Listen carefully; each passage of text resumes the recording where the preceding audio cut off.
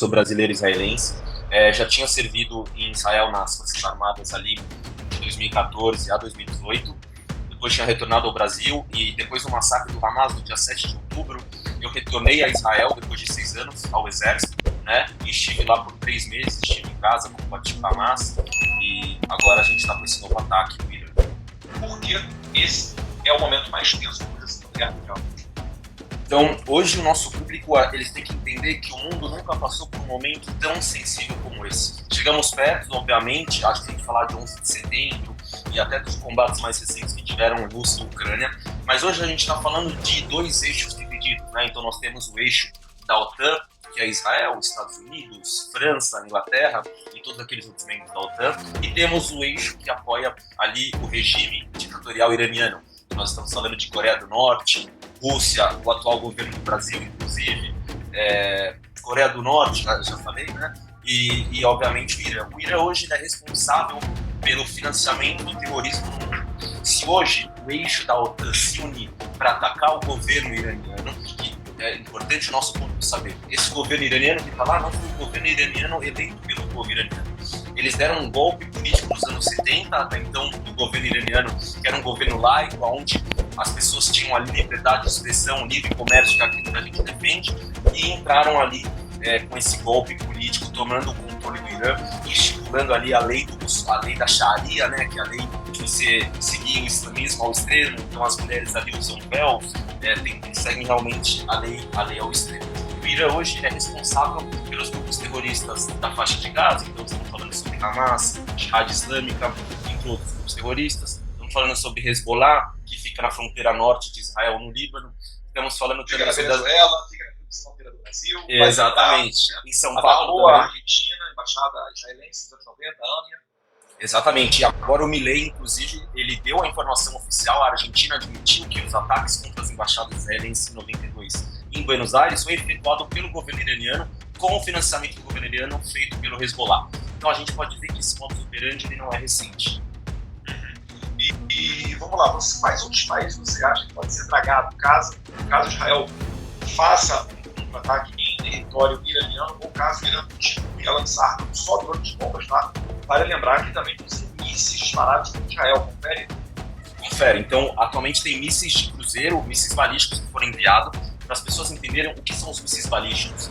São mísseis que eles saem da atmosfera para atingir o objetivo e, a partir do momento que a queima de combustível ela acaba, ele vai com a força, obviamente, da gravidade, guiado por GPS para atingir o alvo dele. Eu estava vendo vídeos agora que pela primeira vez Israel utilizou o sistema SLIM, que é o sistema mais avançado do mundo para interceptações contra mísseis balísticos, e também parece que nós utilizamos pela primeira vez um sistema de laser que fazem interceptações contra mísseis. Eu estava vendo vídeos agora antes da gente entrar online, então parece que o governo utilizou aí de armas que poucas pessoas publicamente sabiam que já foram desenvolvidas. Uma pergunta, então isso daí seria algo tecnologicamente mais avançado do que o famoso Iron Dome, que é um dispositivo que protege, né? É o míssil AA, é o míssil que pega no ar os outros mísseis que vêm da parte de Gaza, Hamas. Então, a gente está falando em sistemas, camadas de proteção, né? O Iron Dome ele seria a primeira camada de proteção da terra para o ar. Então são mísseis lançados como os foguetes Katyushas, que são foguetes fabricados ali a partir de encanamentos que o Hamas faz de encanamentos na faixa de Gaza, mas poucos profissionais, vamos dizer assim, mas que ainda causam danos tremendos. Esse sistema Arrow é um sistema que ele faz a interceptação acima do Iron Dome. Então ele é um sistema balístico que ele vai na atmosfera e faz essa interceptação também em ar, mas obviamente antes de ser atingido o alvo. Uma pergunta, os alvos, né, pelo menos teoricamente, já que Israel está conseguindo dar conta de explodir esses mísseis no ar, os alvos do Irã são alvos militares? Ou ele está fazendo igual o Hamas, está lançando aleatoriamente, se cair, se servir contra civis, dane-se? A gente tem que entender que a situação está em desenvolvimento ainda e, obviamente, as informações ainda não chegaram de maneira clara. Pelo aquilo que eu tive informações dos órgãos de inteligência, não só alvos militares foram atacados. Nós temos já informações de na Jordânia, que é uma das fronteiras que Israel faz, de 3 civis jordanianos mortos por uma queda de um míssil lá que provavelmente foi mirado em Israel, próximo à fronteira, e acabou caindo em solo jordaniano. Nós temos também imagens de mísseis sendo lançados sobre a mesquita de Jerusalém, né, que fica sobre o Kotel, que é o Muro das Lamentações. E a mexida do Domo Dourado? Isso, muito bom. O Domo Dourado. O Domo Dourado ele não é só sagrado para o muçulmano, ele é sagrado para o judaísmo também. Então percebemos como o Irã, um regime terrorista, está atacando não só alvos judaicos e civis, como alvos civis muçulmanos também. E a gente já tem a confirmação de um muçulmano israelense que morreu, um menino de 10 anos, morreu por estilhaços de míssil iraniano. Uma pergunta: esses mísseis que estão sendo lançados, ou mesmo os drones, eles não estão violando o espaço aéreo, porque entre Irã e Israel, independente da rota adotada pelo Irã, ele vai passar por cima, seja de Jordânia, Arábia Saudita. Já tem essa informação para saber se houve alguma violação do espaço aéreo dos países árabes? Até onde a gente tem informação, houve violação do espaço aéreo iraquiano, sírio e jordaniano. Obviamente, a Jordânia, por ter acordo de paz com Israel, efetuou interceptações no espaço aéreo jordaniano. O Iraque, por não ter acordo de paz, e obviamente pelas milícias que estão lá serem a favor do Irã, não efetuaram. Então é importante a gente trazer que o Irã, nesse ataque contra Israel, ele não só feriu o direito de defesa contra Israel, mas ele está dando o direito de defesa a todos aqueles países que tiveram o espaço aéreo violado para atacar uma nação soberana. E as pessoas não entendem como esse confronto chegou. Elas falam, Israel foi procurar esse confronto que atacou os 4 brigadeiros generais que estavam em Damasco. Os 4 alvos que foram atacados na embaixada iraniana em Damasco são as cabeças do confronto que acontece hoje em Gaza. Como eu disse para vocês, o Irã é o maior financiador do terrorismo do mundo, ele que financia os grupos terroristas na faixa de Gaza. Esses generais que foram assassinados pela Força Aérea Israelense eram as pessoas responsáveis por fazer toda a logística e preparação desse combate que aconteceu, inclusive do massacre do dia 7 de outubro. Então, nós já tínhamos informação que eles eram os responsáveis, obviamente junto com Yahya Sinwar e todos os outros líderes do Hamas. Então, optamos por esperar o momento certo. No momento que essas 4 pessoas estiveram debaixo do mesmo teto, fomos e atacamos, seguindo aquela promessa de Menachem Begin, que foi o primeiro-ministro de Israel, que ele falava: nós não devemos esperar o inimigo atacar a gente, nós temos que ir lá e atacar antes de forma defensiva. E foi o que a gente fez. Há muito tempo já o Irã está ameaçando Israel. Lá desde os direitos, o Ahmad Shihab, ele falando que Israel deveria ser barrido no mapa. Eu vejo Israel com muita semelhança, inclusive com Hitler, que ele queria exterminar os judeus. E também depois da Revolução dos Ayatollahs, em 1939, como você bem falou, Israel caiu nas mãos de um regime extremista. Eu vejo que essas ameaças elas sempre acontecem, mas eu acho que é a primeira vez que realmente Israel faz, e que o Irã faz um ataque direto a Israel. E hoje em dia a gente sabe que a geopolítica não mais ali, em 47 de independência, a ONU de Israel, 48 a Guerra de Independência, passamos por Yom Kippur, Guerra dos 6 Dias, vários princípios fizeram do conflito Israel-Palestina a prioridade número 1 da região, mas hoje em dia já não é bem assim. Vários países ali, Emirados Árabes, Arábia Saudita, Bahreinitas foram mortos recentemente na fronteira com o Iêmen, que tem uma guerra civil. Então eu vejo que também os acordos de Abraão, normalizando as relações diplomáticas entre vários países muçulmanos, Marrocos, Emirados Árabes, Bahrein, Israel, eu vejo que hoje em dia há, inclusive, a possibilidade de, na escalada desse conflito, para chegando uma guerra, alguns países árabes, talvez, se não prestando apoio a Israel, pelo menos permanecendo vivos. Você enxerga a possibilidade, que a gente tentar deixar claro na estrada da cogitação, mas na possibilidade de evolução desse conflito para uma guerra, o posicionamento dos países árabes. Eu acho que durante o governo Trump nos Estados Unidos, que foi ele que criou a iniciativa dos Acordos de Abraham, os países árabes que entraram nessa coalizão ou que se disponibilizaram a entrar nesse acordo de paz com Israel, eles entenderam o quão o Irã faz mal ao mundo, e não só ao mundo ocidental, mas também àqueles que têm a cultura árabe e muçulmana. Então não faltam exemplos de alvos que foram atacados na Arábia Saudita, nos próprios Emirados Árabes, e foram atacados pelo próprio Irã. Eu estava em Dubai em 2021, um foguete foi lançado pelo Irã para atacar um alvo, para atacar instalações de petróleo em Dubai. Então o Irã, ele é exatamente o que o Hamas é.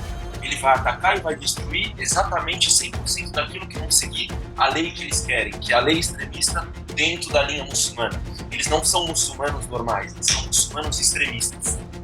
Então é isso que toda a comunidade árabe e os outros países como a Arábia Saudita, Emirados Árabes, Bahrein, eles entenderam e viram que aquele ataque contra Israel no futuro pode vir a ser um ataque contra eles também.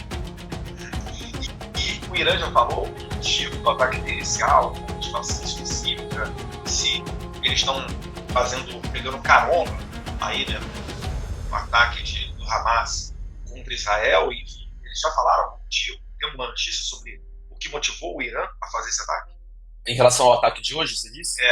Então, está muito cedo ainda, não tem essa informação. Eles dizem que foi uma retaliação em relação aos 4 brigadeiros generais que foram assassinados semana passada em Damasco, na embaixada iraniana, né, onde eles foram assassinados por Israel.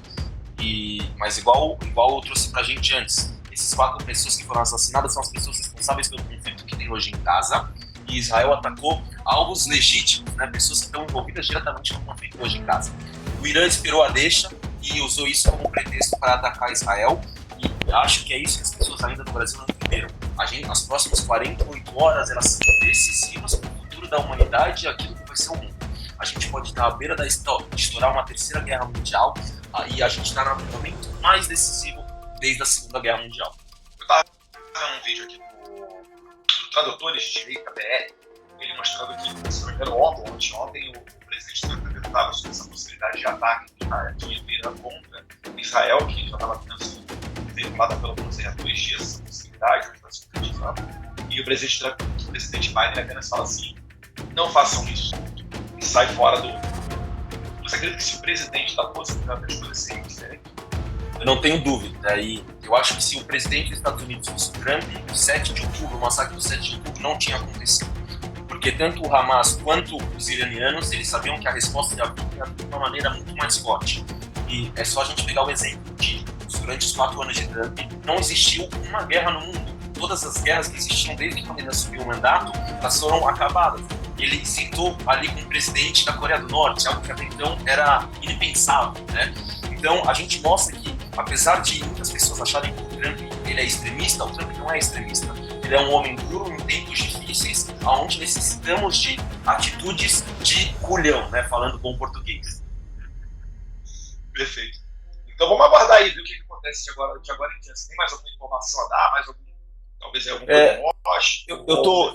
eu tô com a TV israelense ligada aqui do lado. Até agora a informação foi que 200 mísseis balísticos foram enviados contra Israel. A situação está em desenvolvimento, o conflito ainda não acabou. Existem ainda mísseis balísticos em ar e drones também ainda a caminho de Israel. Então, as próximas horas ali vão ser decisivas para a gente entender também como Israel vai reagir a esse ataque. Eu acho que agora é o momento da gente entender, do mundo entender, que chegou o momento da gente acabar com o terrorismo no mundo. É uma oportunidade única que se criou e os iranianos deram essa brecha quando eles atacaram agora Israel. Mas uma guerra, pensando aqui, uma guerra com o Irã é uma guerra complicada, porque o Irã é um país de muita tecnologia. É um país de dezenas de milhões de habitantes, de 60 milhões de habitantes aqui, né? Por exemplo, dos maiores consumidores, por exemplo, né, do milho brasileiro. Já me falaram que cerca de 30% a 20% do milho exportado do Brasil. Né? Quase tudo isso vai ali para o Irã. Então a gente não é de um país qualquer. Certamente a guerra é desejada por todos, mas o que você falou me lembrou, inclusive, uma das minhas opiniões no Congresso Nacional, que eu falei pelas Forças Armadas de Israel, para realmente neutralizar a região do Hamas e, se possível, também do Hezbollah. Porque muitas vezes o brasileiro está do lado do continente e acredita que é só uma questão de sentar numa mesa e conversar. Mas não é assim que as coisas vão acontecer. Né? Quem dera se você fáceis quanto isso. Né? Não é igual o Lula fala, que vai resolver a guerra quando se retira, por favor, para falar que resolver a guerra da Ucrânia, que seria tomar uma cerveja até sair a paz entre os eleitos. Nesse contexto, né, fala para mim o que seria do Hamas se não fosse o Irã. Dá uma noção um pouquinho mais aprofundada para a nossa conseguir. Qual é o papel do Irã na região?